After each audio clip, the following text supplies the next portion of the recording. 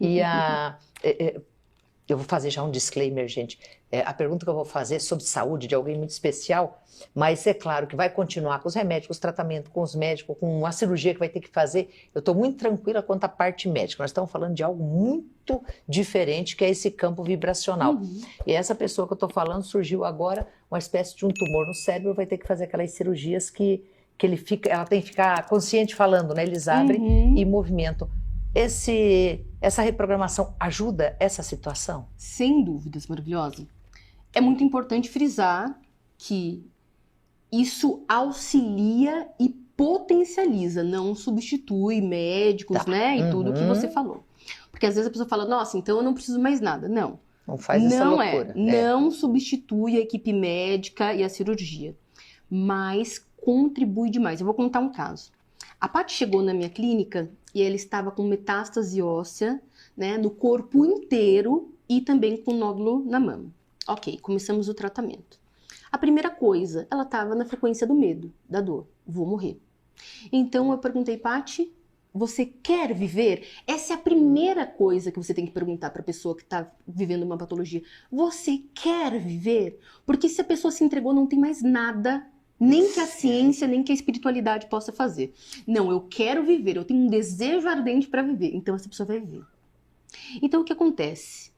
Quando eu voltei na história da Paty, ela tinha toda uma programação mental de traumas emocionais, dores, crenças, que fez o quê? Que fez o corpo dela criar essa doença. A doença somos nós, o nosso estilo de vida.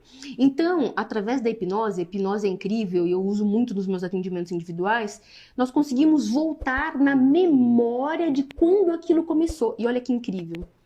Quando eu coloquei ela na hipnose e nós voltamos para a primeira memória, ela tinha acabado de ter uma discussão muito grave com o esposo, com o ex-esposo. E ela estava deitada na cama e ela falou assim, Deus, eu queria morrer. Mas eu não queria tirar minha própria vida, eu queria que viesse, sei lá, uma doença e me levasse embora. Nossa. Você tem ideia? É muito forte. E aí na hora que ela voltou da hipnose, ela falou, meu Deus, eu mesmo provoquei isso. Então, o que aconteceu? Eu falei, tá tudo bem, porque o Criador, essa fonte inesgotável, não tá te punindo. Ao contrário, a doença vem para nos educar. Nós ficamos 7 meses limpando todas as emoções e reprogramando.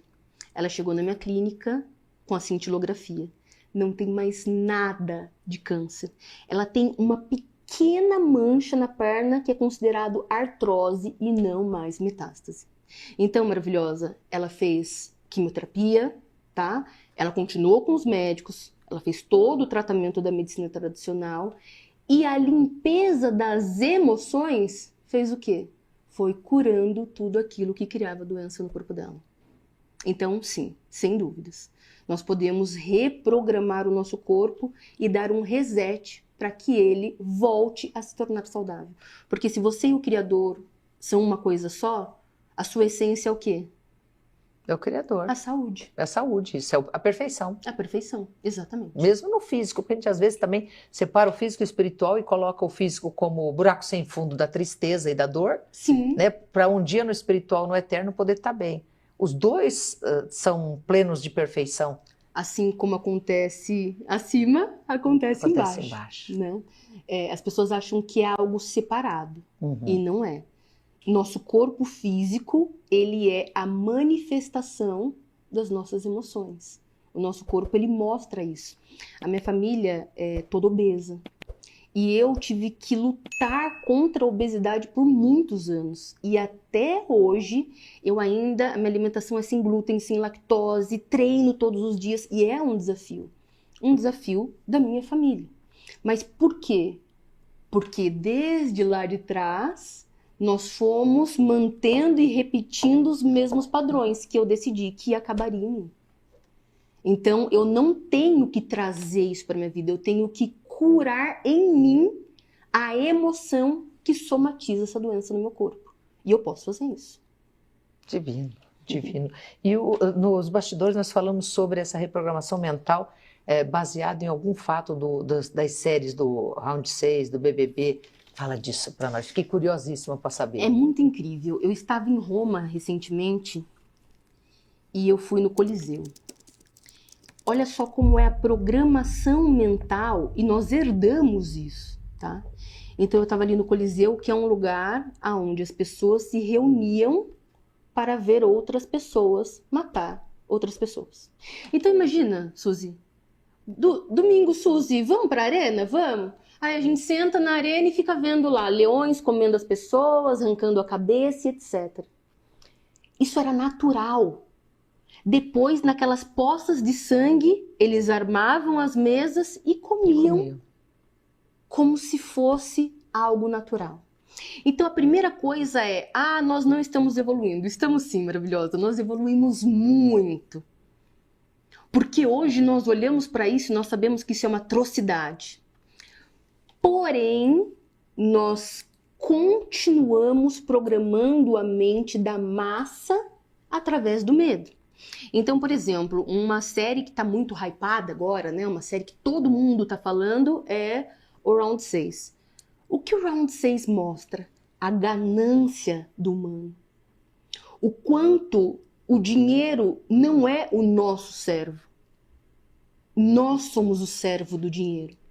Então, nós estamos vivendo um momento da sociedade onde os nossos valores eles estão sendo invertidos. Então, você pode ver que a própria TV, ela traz isso, né? Pessoas que colocam a sua vida em risco em troca de dinheiro.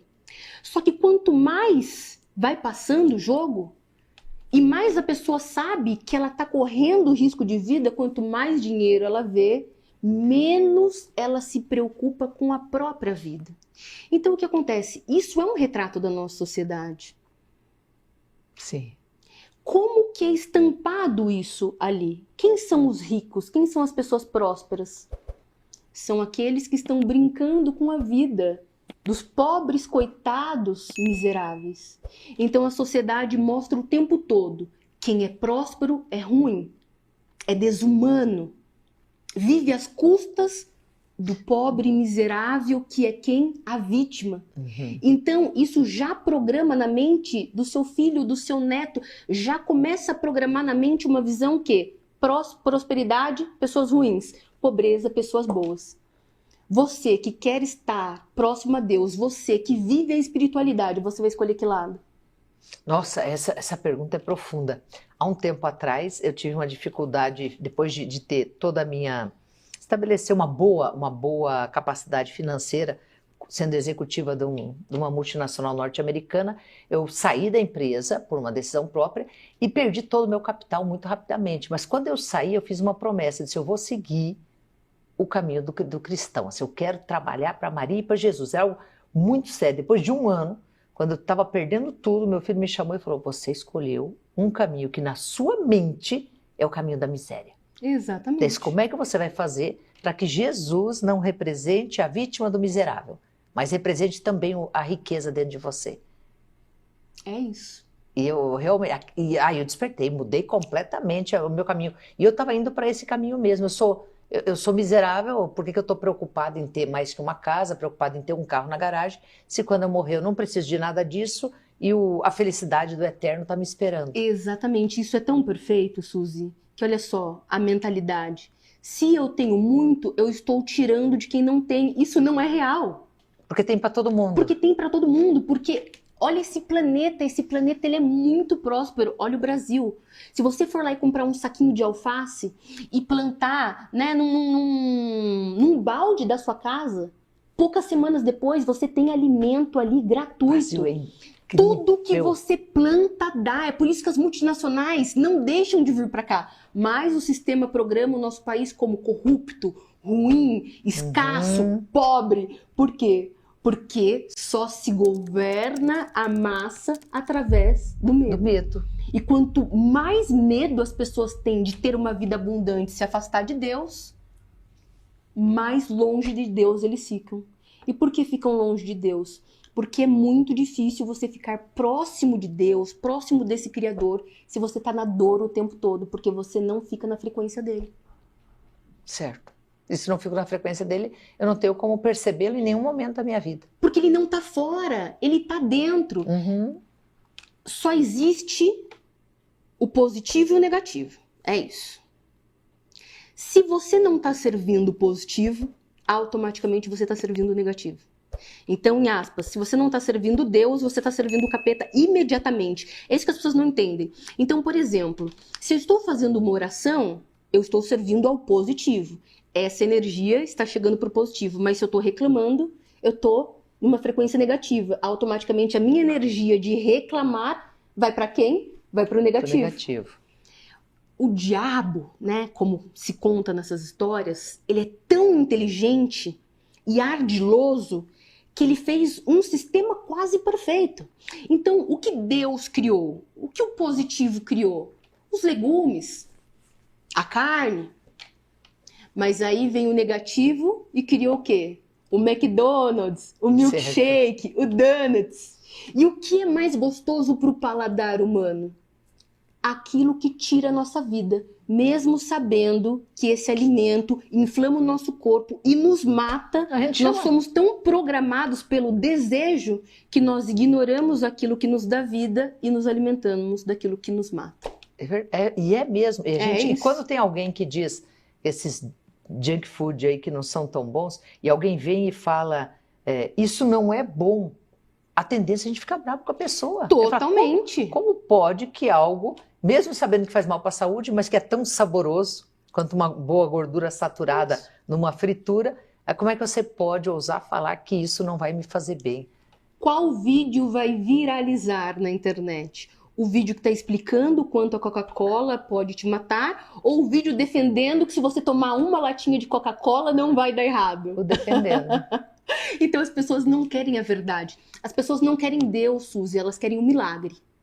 Ai, nossa, que frase linda. Elas não querem Deus, elas querem um milagre. Não é Deus que as pessoas estão preocupadas. Elas não estão interessadas em Deus, na verdade. Elas estão interessadas no milagre. Mas elas têm a crença que elas só podem ter o milagre através de Deus. Então elas tentam estar o tempo todo agradando a Deus em troca de algo. Sabe que hoje em dia eu penso muito sobre isso. Eu acho que Deus está aborrecido, principalmente com o brasileiro. Porque a gente usa tanta palavra dele, joga tanta culpa nas costas dele, se está tudo errado. Foi ele, se está bom, não foi ele. Exatamente. É mais ou menos isso que a gente põe nessa balança. Eu acho de verdade que ele deve estar de braços cruzados esperando, assim, quando é que esse povo vai perceber o poder que ele tem na mão? Se eu fosse Deus, eu ia estar muito brava de ter trocado os meus dinossauros pelos seres humanos, sinceramente. Entendi. Eu ia ficar muito brava, não acredito que eu troquei. Mas a questão é, o ser humano, né, não é culpa das pessoas. Não. Porque elas são treinadas a serem coadjuvantes da vida delas e não protagonistas. Então é assim, consegui um emprego bom, ai, foi Deus que me deu. Fui demitido, Deus quis. Nunca é a pessoa, entendeu? Nunca foi você que criou e nunca foi você que causou aquele dano. Esse é o pior. Então, né, me casei, ai, fui abençoada por Deus. Ok, me divorciei, Deus achou melhor. Então, por exemplo, esses influencers, né, gigantescos, quero usar o exemplo da Virgínia. A Virgínia comprou uma bolsa recentemente de R$500 mil e escreveu lá na rede social, né, toda honra e glória a Deus, foi Deus que me deu. Aí o que acontece? Eu entendo que ela não quis dizer que Deus foi lá e deu para ela. Mas as pessoas mais humildes, sem, né, esse entendimento, vai olhar para aquilo e vai falar, mas calma aí. Por que o relacionamento dela com Deus é assim ou o meu é na pobreza e na escassez? Isso. Por que Deus daria uma bolsa de R$500 mil para uma pessoa e não daria um prato de comida? Entende? Porque a palavra tem muito poder, a gente tem que tomar muito cuidado. Mas ela também pode ser uma vítima dessa programação mental, de sempre falar que foi Deus que deu tudo. Então, se a sua vida deu certo no final, porque Deus te amou, você foi merecedora. Mas também, se deu errado, não é culpa sua. Deus achou melhor assim. E assim toca-se a humanidade. Eu acho uma justificativa para continuar. Exatamente. A tal da Matrix, na mesma Matrix.